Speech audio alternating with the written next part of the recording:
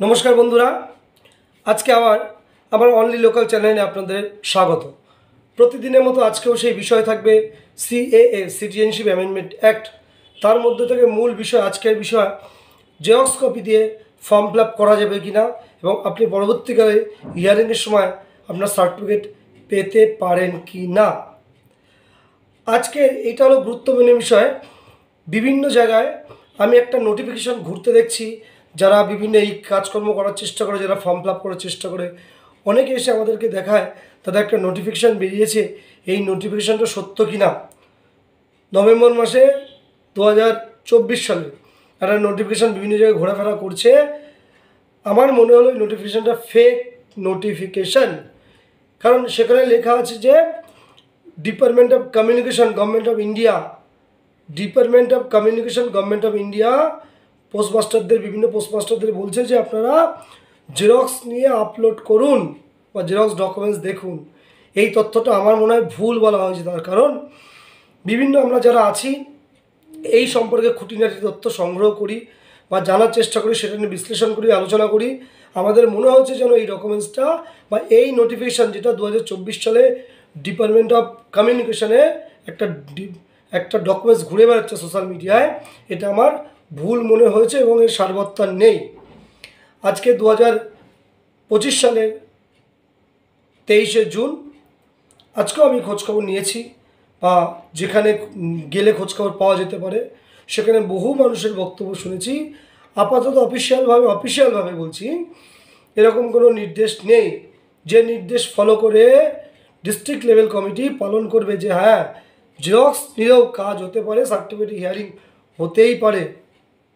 একটা কথা বলি, যদি জেরক্স নিয়ে ফর্ম ফিল আপ করা যায়, কোনো ডকুমেন্টস ছাড়াও ফর্ম ফিল আপ করা যায়, যে বাংলাদেশে কোনো ডকুমেন্টস নেই, একদম 10 নম্বর পয়েন্টে, যে শিডিউল 1 এতে যেখানে আছে 10 নম্বর পয়েন্টেই লেখা আছে I will submit the relevant paper before the district level committee.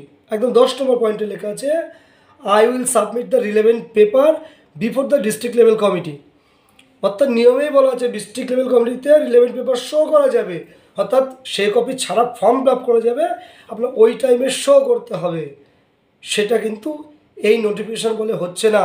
এই যে একটা ফেক নোটিফিকেশান আমার মনে হয়েছে, এই ফেক নোটিফিকেশান চারিদিকে ঘুরে বেড়াচ্ছে। আজকের দিন পর্যন্ত এর সারবত্তা নেই। ভবিষ্যতে হয়তো এটা নিয়ে কিছু হলেও হতে পারে, কিন্তু আজকের দিন পর্যন্ত কোনো সারবত্তা নেই বলে আমার মনে হলো। তাই আপনারা যারা এটা দেখে আশায় বুক বাঁধছেন, তাদের সঙ্গে সমবেত হয়ে বলি, এমন কোনো নিউজ নেই এখনও পর্যন্ত আপনার কাজ সম্পূর্ণ হতে পারে। তাই এই ধরনের নিউজ চারিদিকে ছড়ানোর আগে অতি সতর্ক হয়ে যাবেন। তাহলে এই কথা রইল যে আজকে পর্যন্ত কোনো আপডেট সেভাবে জানা যায়নি যে এই ধরনের জেরক্স আপলোড করে বাংলাদেশ থেকে কেউ হোয়াটসঅ্যাপে, কেউ মেল করে কোনো ডকুমেন্টস পাঠালো, সেটা আপলোড করলো, আপনার হিয়ারিংয়ের দিন আপনি উতরে গেলেন, পার করলেন। এই ডিস্ট্রিক্ট লেভেল কমিটি ডিএলসি কিন্তু আপনাকে অ্যালাউ করবে না এখনও পর্যন্ত, ভবিষ্যতে হতে পারে। তাহলে দেখা গেল যারা অনেক সময় অনেকে বলছেন, আমার পরিচিত কয়েকজন আমাকে বলেও গেছেন দাদা একটা নোটিফিকেশান পাওয়া গেছে, কিন্তু নোটিফিকেশান চেক করে দেখলাম মিনিস্ট্রি অফ কমিউনিকেশন। একটা জিনিস আপনারাই বুঝুন, যদি মিনিস্ট্রি অফ কমিউনিকেশন কেন এই ডিপার্টমেন্টকে দেবে, এই যে সিএ ব্যাপারটা টোটালটা দেখা হচ্ছে আপনার স্বরাষ্ট্র দপ্তর থেকে, HMA, এই স্বরাষ্ট্র দপ্তর থেকে টোটালটা দেখা হচ্ছে।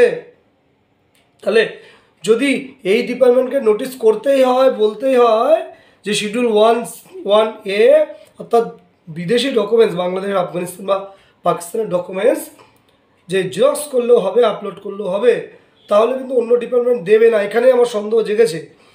এবং তারিখটা দেখা গেল 2024 সালের নভেম্বর, 2024 সালের নভেম্বরে একটা নোটিফিকেশান জারি হয়েছে, তার কার্যকারিতা আজকেও শুরু হয়নি।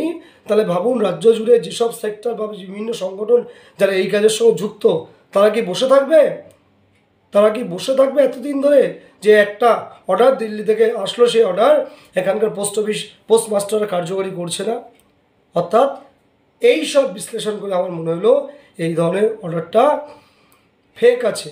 আপনারা যদি অ্যাপ্লাই করেন আরও ভালো করে ক্লিয়ার করে অ্যাপ্লাই করবেন। তবে ডকুমেন্টস দিয়ে অ্যাপ্লাই করলে যে ভয়ের কারণ আছে, জেরক্স দিয়ে অ্যাপ্লাই করলে যে এক্ষুনি ভয়ের কারণ আছে তেমন নয়।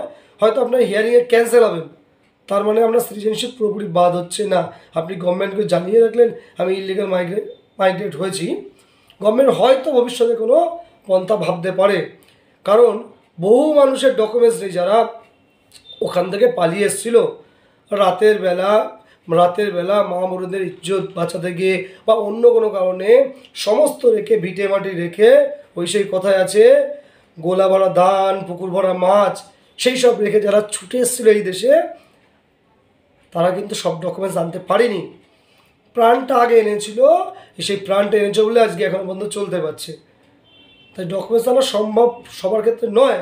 আমার মনে হয় গভর্নমেন্ট ভবিষ্যতে এটা নিয়ে ভাবলেও ভাবতে পারে, কিন্তু আজকে পর্যন্ত এরকম কোনো নোটিফিকেশান নেই।